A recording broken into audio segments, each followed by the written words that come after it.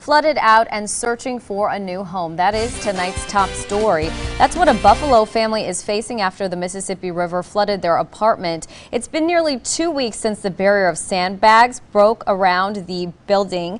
Their place was one of the few that is no longer livable. Local 4's Sean Logging joins us live in Buffalo with their next steps. Sean?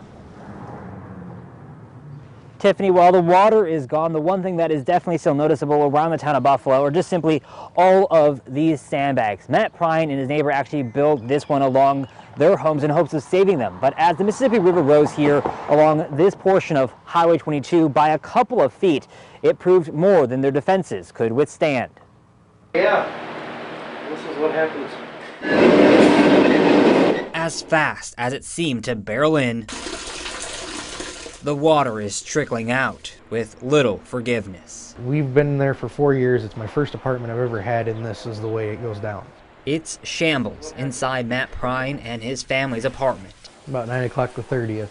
He, his wife, and 2 kids were planning to ride the flooding out until the sandbag wall meant to hold it back gave way. There was a foot of water outside the front door. Hurried up and closed the door, and there was 2 inches of water in the house already. Matt says that night they had the fire department boat them out.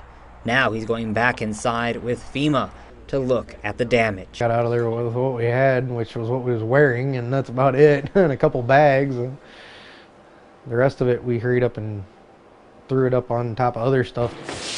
Just a few blocks down Tuesday, Clark's Landing is looking a bit better as they open back up for business. It's like you miss your family. You know, you get a chance to see people some people are 5 days a week. Owner Tony Mendez says after getting the inside cleaned up following their sandbag wall failing early this month. That was right in this particular area right here. Yeah, it collapsed straight in. I was sitting on the porch. I was it was 3:45 in the morning. He's trying to get the outside to look a bit more appealing. But for Matt, the return to his Buffalo home is short-lived. He and his wife are looking for a new place a bit more permanent than the hotel room they're sharing with their 2 kids.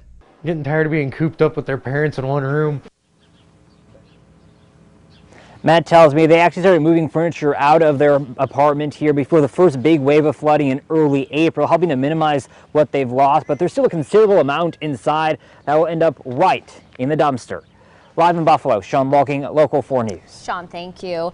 A 5